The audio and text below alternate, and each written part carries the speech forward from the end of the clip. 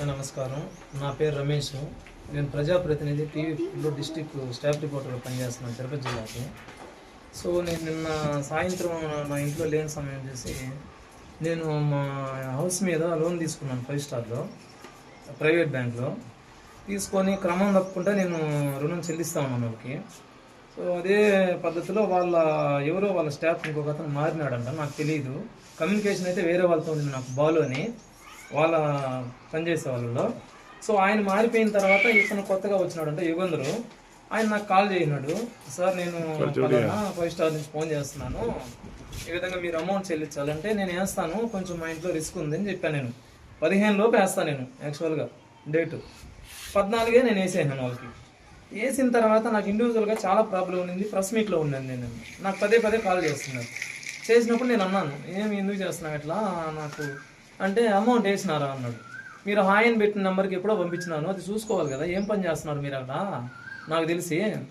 ఇంక మీరు పని చేస్తున్నది ఎందుకు, డబ్బులు వేసినారా లేదా కనుక్కోవాలా. వేసిన డబ్బులు కూడా మళ్ళీ 10 సార్లు ఫోన్ చేస్తే మేము కూడా ఇరిటేషన్ ఉన్నాము.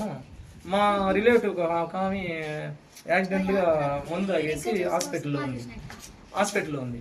ఆ టెన్షన్లో నేను ఉన్నాను. సో నాకు పదే కాల్ చేయడం వల్ల నేను చాలా రిస్క్ ఎదుర్కొన్న వాళ్ళతో. నేను వేసినాను అబ్బా డబ్బులు మీకు చూడండి అని చెప్పాను, ఓకేనా. ఇంకా అప్పటి నుంచి మొదలైంది లేని సమయం చూసి యాక్చువల్గా నేను 5వ తేదీ కడతాను వాళ్ళకి. 5వ తేదీ వేసినాను కూడా అమౌంట్. సో 14 మళ్ళీ ఫోన్ చేశాను నాకు. నా ఇండివిజువల్ విషయాలు ఎత్తుకొని వీళ్ళు వేరే దాని నుంచి నాకు ఇబ్బంది పెట్టేదానికి నా ఇంటికి వచ్చి ఇబ్బంది పెట్టినారు అనమాట.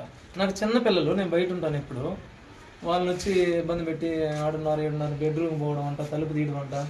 నా పెద్ద కూతురు స్నానం చేస్తా అంటే పాపం డోర్ కట్టినాడంట యుగంధరుని అబ్బాయి. నేను కాల్ చేయను మళ్ళీ అతనికి, బాబు నీకేమైనా ఉంటే నాతో మాట్లాడాలి కానీ నా ఇంటి దాకా ఎందుకు పోయినావు అంటే, సో ఆయన వేరే రకం మాట్లాడినాడు. ఇప్పుడు కూడా నేను కంప్లైంట్ ఇవ్వడం జరిగింది పోలీస్ స్టేషన్లో. వాళ్ళు ఏం చెప్పారు? వాళ్ళు కూడా పిలిపిస్తాం వాళ్ళు అన్నారు, సిఐ గారు కానీ ఎస్ఐ గారు కానీ సానుకూలంగానే స్పందించినారు. పిలిపిస్తాం వాళ్ళని మాట్లాడినారు. 1 అవర్ 1.5 అవర్ నేను ఉన్నాను. రాత్రి నేను 110 కూడా ఫోన్ చేసినాను. నేను చేసినాను 112 నేను ఫోన్ చేసినాను.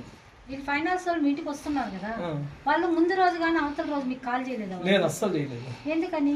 నాకు ముందు చేసినాడు కానీ నేను చెప్పినా నేను వేస్తాను అమౌంట్ అని చెప్పి వేసేసినాను.